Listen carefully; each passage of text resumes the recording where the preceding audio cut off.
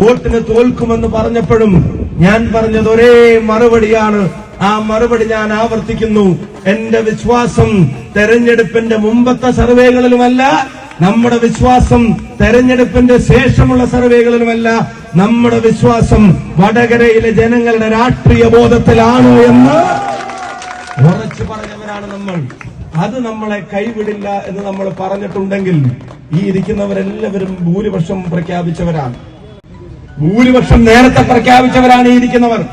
1,00,000 മുകളിൽ 1,00,000 മുകളിൽ എന്ന് ഇവരിങ്ങനെ ആവർത്തിച്ചു പറയുമ്പോഴും നിങ്ങളെ കാണുമ്പോ എനിക്കും തോന്നുമായിരുന്നു സംഭവം ഇവർ രണ്ടും കൽപ്പിച്ചിട്ട് തന്നെയാണ് നിൽക്കുന്നത് എന്നുള്ളത് എനിക്കും തോന്നുമായിരുന്നു. പക്ഷെ സ്ഥാനാർത്ഥിയാണല്ലോ, എനിക്ക് പറയാൻ പറ്റുമോ? ഞാൻ പറഞ്ഞ് കംഫർട്ടബിൾ ആയിട്ട് വിജയിക്കും.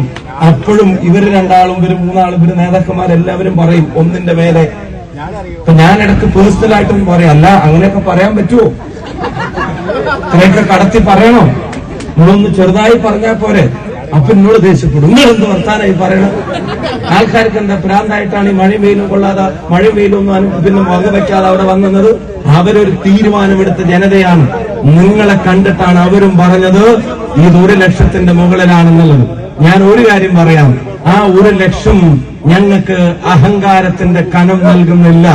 ആ 1,00,000 ഞങ്ങൾക്ക് ധിക്കാരത്തിന്റെ ഭാഷ നൽകുന്നില്ല.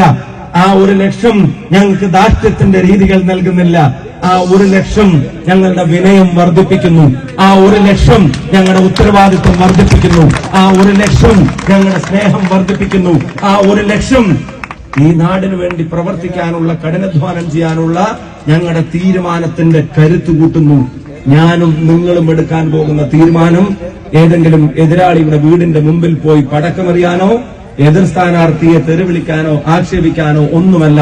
നമ്മളെടുക്കുന്ന തീരുമാനം ഈ ജയം നമുക്ക് തന്ന വടകരയുടെ ജനങ്ങൾക്ക് വേണ്ടി ഒരുമിച്ച് കൂടുതൽ പ്രവർത്തിക്കുക, നാടിന്റെ സമാധാനം കാക്കുക, വർഗീയ വിദ്വേഷ പ്രചരണങ്ങളിൽ നിന്ന് നാടിനെ ചേർത്ത് പിടിക്കുക, എല്ലാത്തിലും ഉപരി നാടിന്റെ പുരോഗതിക്ക് വേണ്ടി നമുക്ക് ഒരുമിച്ച് നടക്കാം.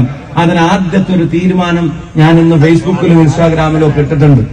1,14,506 നമ്മുടെ ഭൂരിപക്ഷം. ഞാനിതൊരു പ്രഖ്യാപനമല്ല, എന്റെ ഒരു പരിശ്രമമാണ്. ഈ 1,14,506 മരത്തൈകൾ ഈ 5 വർഷം കൊണ്ട് നമ്മൾ വെച്ച് നട്ട് വളർത്തും.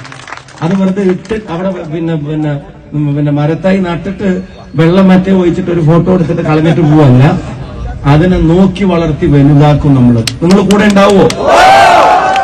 ഉറപ്പാണേ? നിങ്ങൾ പറഞ്ഞാ നോട്ടിന്റെ ഇപ്പൊ എനിക്ക് മനസ്സിലായി കേട്ടോ. ഞാനിനി കൂടുതലൊന്നും പറയുന്നില്ല.